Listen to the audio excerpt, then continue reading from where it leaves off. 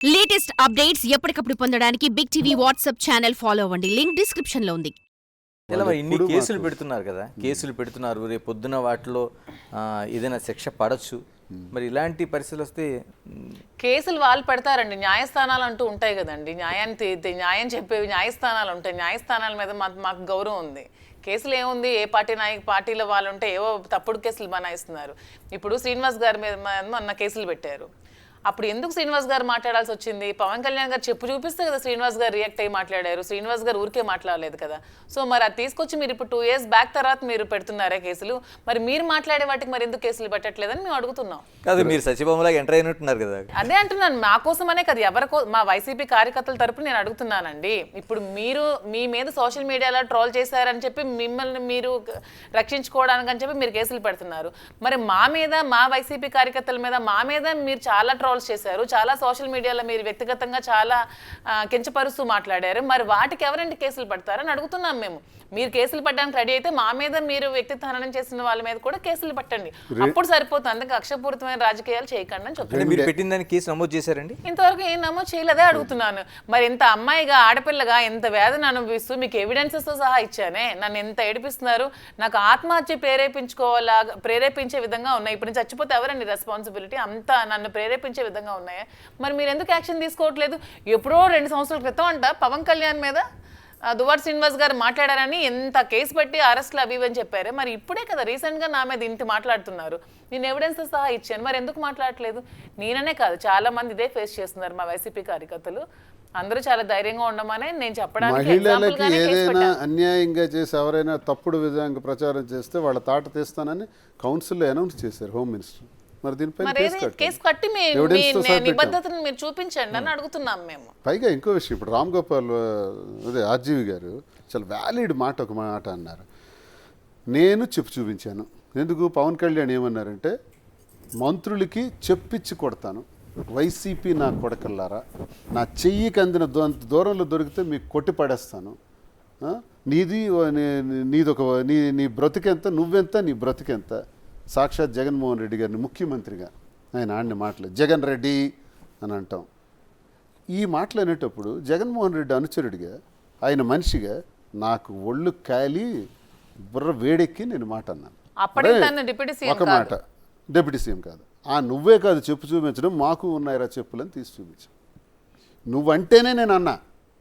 ఒకవేళ నేను అలా అనటం వల్ల 18/11 2022 సంవత్సరం, 19/11/24 సంవత్సరం, అంటే 2 ఏళ్ళ తర్వాత ఎఫ్ఐఆర్ వేశారు. ఇది అప్పటి నేను అన్న మాటలకి. రామ్ గోపాల్ వర్మ గారు మంచి మాట అన్నారు. ఎఫ్ఐఆర్ వేయాలంటే కంప్లైంట్ ఎవరు ఇవ్వాలి?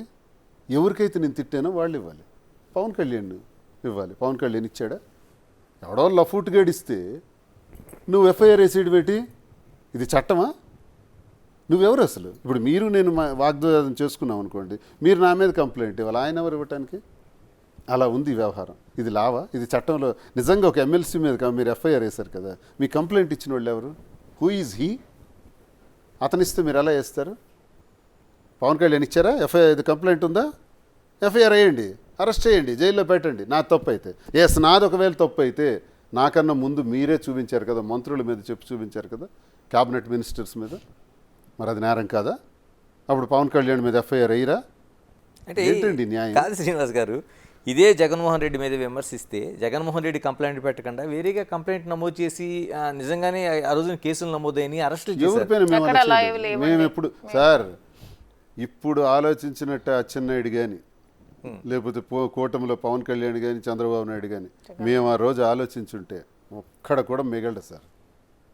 వీళ్ళకి రోడ్డు ఎక్కనివ్వకుండా చేసేయగలం, కానీ మేము అలా ఆలోచించలేదు. మా నాయకుడు నేర్పలేదు మాకు. మా మైనస్ అది. తగ్గండి, వద్దు, మనం మంచి ప్రభుత్వం ఇవ్వాలి, నిజాయితీ అయిన ప్రభుత్వం ఇవ్వాలి, ప్రజలు మనల్ని ఎన్నుకున్నారు, ప్రజల పక్షాన మనం ఉండాలి, మనం ఇలాంటి పనులు చేయకూడదని మా నాయకుడు మమ్మల్ని ఆపారు. లేకపోతే అచ్చెన్నాయుడు ఉంటాడా? లేకపోతే మా మీద కేసులు పెట్టుకున్న వాళ్ళు వీళ్ళందరూ ఇలాగే. ఒక వ్యక్తి అండి మా దగ్గర అమ్మ వద్దు మద్యం ముద్దు అని ట్రోల్ చేశారు, ఏదో వాట్సాప్లో పెట్టారంట. అమ్మ వద్దు మద్యం ముద్దు అంటే దానికి ఎఫ్ఐఆర్ వేసి చిత్తూరులో ఒకరోజు, ఈస్ట్ గోదావరిలో ఒక రోజు, విశాఖపట్నంలో ఒక రోజు తిప్పి తిప్పి తల్లికి చెప్పకుండా, భార్యకి చెప్పకుండా, పిల్లలకి చెప్పకుండా ఆయన్ని తిప్పుతున్నారండి. వైసీపీకి చెందిన కార్యకర్తలకి చాలామందికి 100కు పైన కేసులు వేశారండి. చంపేశారండి నడి రోడ్డు మీద చాలామందిని.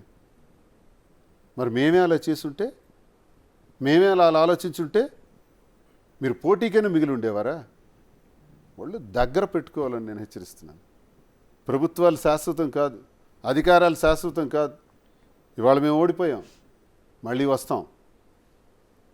కానీ ఆలోచించవలసింది ఏంటంటే, ఓడినా గెలిచినా ప్రజల కోసం మనం పోటీ చేసాం. పరిపాలనకు బ్రహ్మాండంగా అందించి ప్రజల ఆశయాలను అమలు చేసే విధానంగా మనం చేయగలిగితే చరిత్రలో మిగిలిపోతాం. అంతేగాని ఇంతవరకు కూటమి ప్రభుత్వం చేసింది ఏంటో చెప్పండి సార్. ఒక్క మాట, పెన్షన్ తప్ప.